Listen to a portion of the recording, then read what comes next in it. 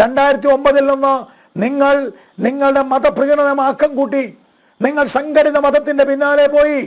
നിങ്ങൾ ഈഴവരെ മറന്നു, നിങ്ങൾ നായരെ മറന്നു, നിങ്ങൾ പട്ടികജാതിക്കാരെ മറന്നു. നിങ്ങൾ സംഘടിത മതത്തിനു വേണ്ടി മുസ്ലിം സമൂഹത്തെ പ്രീണിപ്പിക്കാൻ ശ്രമിച്ചു. നിങ്ങൾ ക്രൈസ്തവരെ മറന്നു. കോശി കമ്മീഷനെ കുറിച്ച് ഞാൻ പറയേണ്ടതില്ല. എന്തുകൊണ്ടാണ് ഹൈക്കോടതിയുടെ കോശി കമ്മീഷൻ നിങ്ങൾ നടപ്പാക്കാതിരുന്നത്? എന്തുകൊണ്ടാണ് കേരളത്തിലെ നിയമസഭയുടെ ഉള്ളിൽ നിങ്ങളൊരു പ്രത്യേക മതവിഭാഗത്തിനു വേണ്ടി വാദിച്ചത്? എന്തിനാണ് നിങ്ങൾ കേരളത്തിൻ്റെ സാമ്പത്തിക സ്രോതസ്സിനെ ഒരു പ്രത്യേക സംഘടിത മതത്തിനു വേണ്ടി മാത്രം നിങ്ങൾ കൊടുക്കാൻ തയ്യാറായത്?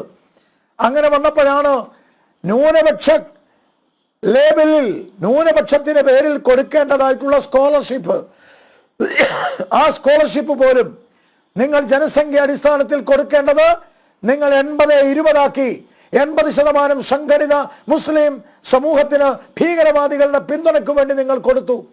അവിടെ നിന്ന് നിങ്ങൾ 14 നിന്ന് 19 എത്തിയപ്പോൾ നിങ്ങൾ വീണ്ടും കുറഞ്ഞു. 19 നിന്ന് 21 എത്തിയപ്പോൾ നിങ്ങൾ വീണ്ടും കുറഞ്ഞ് നന്നായി തോറ്റു. ആ നന്നായി തോറ്റു എന്ന ഗോവിന്ദൻ്റെ ഭാഷയുണ്ടല്ലോ, ആ ഭാഷയുടെ അടിസ്ഥാനം നന്നായി നിങ്ങൾക്ക് നിങ്ങളുടെ അണികളെ നഷ്ടപ്പെട്ടു എന്ന്. ഞാനൊരു 2 കാര്യം നിങ്ങളോട് ചോദിക്കാം. റജി ലൂക്കോസെ, നിങ്ങൾ ഈഴവ വോട്ട് നിങ്ങളുടെ കയ്യിൽ നിന്ന് ചോർന്നു പോയി എന്ന് നിങ്ങൾ കുണ്ഠിതപ്പെടുന്നു.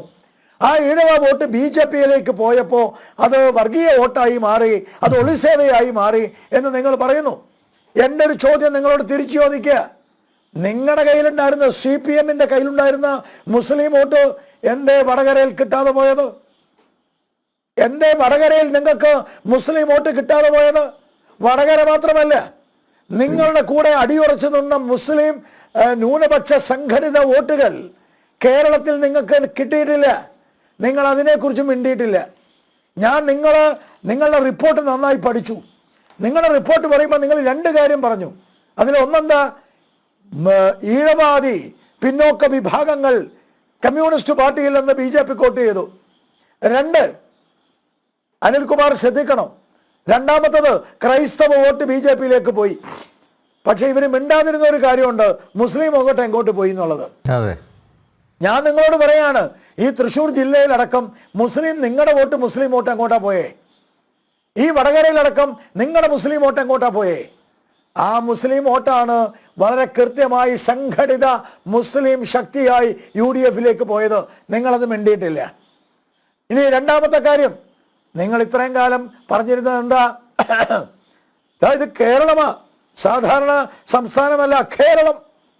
ഞങ്ങൾ ഉയർത്തിക്കൊണ്ടുവന്ന, ഞങ്ങൾ വളർത്തിക്കൊണ്ടുവന്ന, ഞങ്ങൾ ശക്തി പ്രാപിപ്പിച്ചു കൊണ്ടുവന്ന ആ ഒരു കേരളം, ആ കേരളത്തിൽ ഈ വിന്ധ്യനിപ്പുറത്ത് നിങ്ങളുടെ BJP-യുടെ ഇതൊന്നും നടക്കില്ല. പ്രിയപ്പെട്ടവരെ, നിങ്ങൾ റജി ലൂക്കസെ, ആ കേരളത്തിലാണ് നിങ്ങൾ പടുത്തുയർത്തിയ തൊഴിലാളി സാമ്രാജ്യത്വം ഉണ്ടാക്കാൻ വേണ്ടി ശ്രമിച്ച, നവോത്ഥാനം ഉണ്ടാക്കാൻ ശ്രമിച്ച, നിങ്ങൾ ഉയർത്തിക്കൊണ്ടുവന്ന ഒരു BJP വിരുദ്ധ ചേരിയുടെ മതേതരത്വമെന്ന് വ്യാഖ്യാനിക്കുന്ന നിങ്ങളുടെ സ്യൂഡോ സെക്കുലറിസത്തിന്റെ കോട്ടയാണ് തകർന്നു പോയത്. നിങ്ങളുടെ തൊഴിലാളികളാണ് നിങ്ങളെ ഉപേക്ഷിച്ചത്. നിങ്ങളുടെ ആശയം കൊണ്ട് പേറുന്നവരാണ് നിങ്ങളെ ഉപേക്ഷിച്ചത്.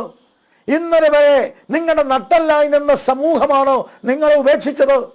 ആ ഉപേക്ഷിച്ചത് വെറുതെ ഉപേക്ഷിച്ചതല്ല, ഒളിസേവ നടത്തിയതല്ല. വിവരം വെച്ച് കാര്യങ്ങൾ മനസ്സിലാക്കി, കാര്യങ്ങൾ ഇങ്ങനെ പോയാൽ നടക്കില്ല എന്ന് മനസ്സിലാക്കിയ സമൂഹം അവർ മാറി. ക്രൈസ്തവർ പറഞ്ഞു കോശി കമ്മീഷൻ നടത്താൻ. എന്തേ കോശി കമ്മീഷൻ നിങ്ങൾ വിമുഖത കാണിച്ചത്? എന്തുകൊണ്ട് നിങ്ങൾ 80-20 എന്ന അനുപാതത്തിലേക്ക് കൊണ്ടുവന്നു ന്യൂനപക്ഷ സ്കോളർഷിപ്പുകൾ? എന്തുകൊണ്ട് ഈ കേരളത്തിലെ പല പരിരക്ഷകളും ഒരു പ്രത്യേക സമൂഹത്തിന് മാത്രം കൊടുക്കാൻ നിങ്ങൾ തയ്യാറായി? അതാണ് വെള്ളാപ്പള്ളി നടേശൻ ചോദിച്ചത്.